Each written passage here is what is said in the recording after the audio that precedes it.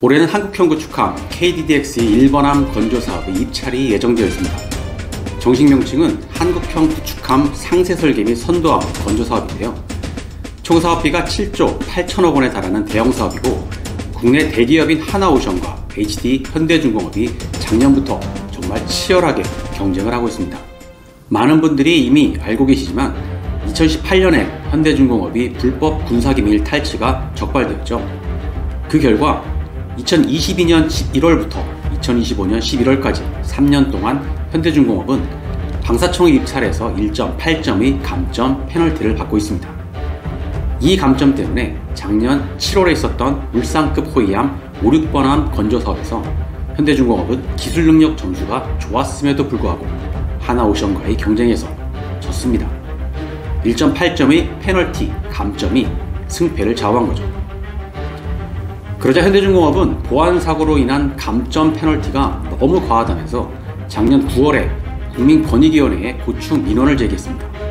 이대로라면 3년 동안 군함 수주 자체가 불가능하다는 위기감을 느낀 거죠.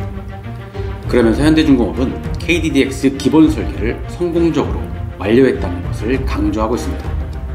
통상적으로 기본 설계를 수행한 곳에서 건조 사업 역시 수행하는 것이고, 국내 함정 최초로 통합 전기식 추진 체계를 적용하고 병력 절감형 플랫폼, 탄약 이송 자동화 등 함정 전투 성능 극대화를 내세우며 기술 분야에서의 월등함을 부각하고 있는 거죠.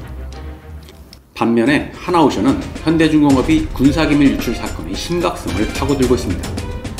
작년 4월에 하나오션은 2020년에 현대중공업과 경쟁에서 졌던 KDDX 기본 설계 입찰의 적법성을 따져봐 달라면서 감사원에 국민감사를 청구했습니다. 당시 현대중공업이 불법으로 탈취한 기밀을 활용해서 입찰에 응했다는 거죠.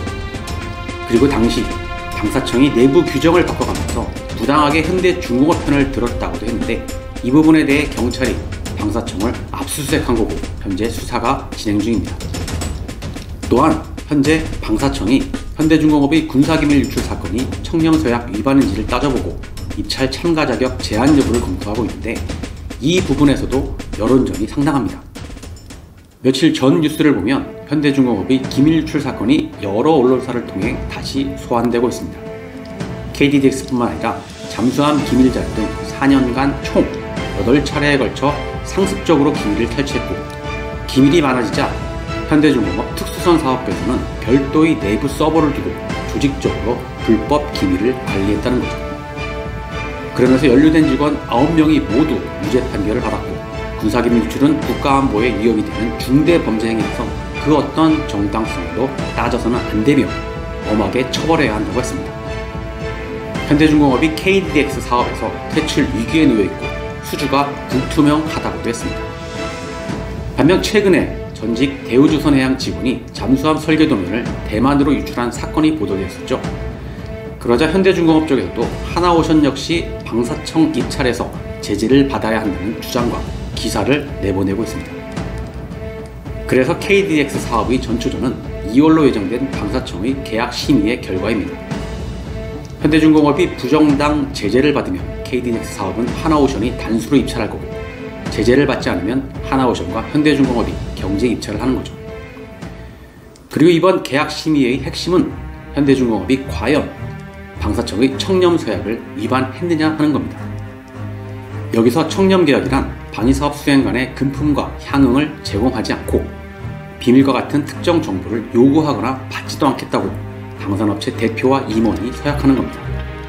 만약 이것을 위반하면 최대 5년 동안 입찰 참가 자격을 제한하고 해당 위반 내용과 직접 관련된 계약은 해제 또는 해지할 수도 있습니다.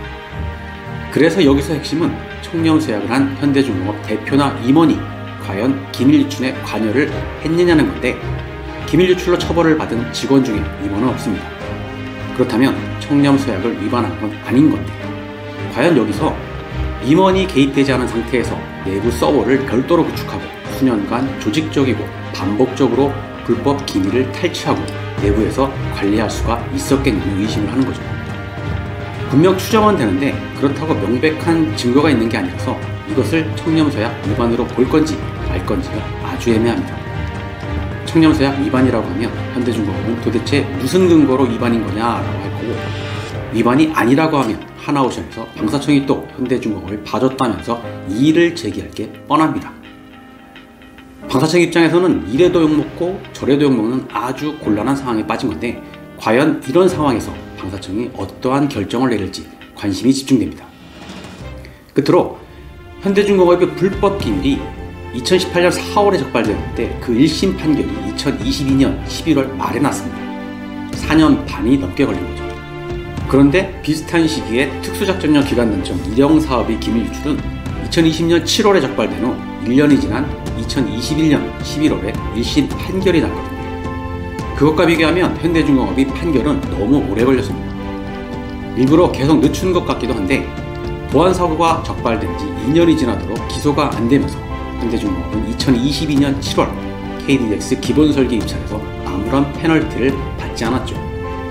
그런데 그리고 나서도 법원의 판결이 미뤄지면서 2021년 10월에 6,300억 원 규모의 KDDX3 배치2 2번함을 수주했고, 1심 판결을 몇 주 앞둔 2022년 11월에도 6,700억 원 규모의 KDDX3 배치2 3번함 역시 수주했습니다. 만약에 2020년이나 2021년에 1심 판결이 되었다면 당시 페널티 기간은 1년이라서 올해 KDDX 입찰에는 아무런 영향이 없었을 텐데, 당시 눈앞에 놓인 사업 수주를 위해 페널티 적용 시기를 계속 미루면서 지금의 결과를 초래한 게 아닌가도 싶습니다. 오늘은 여기까지입니다. 감사합니다.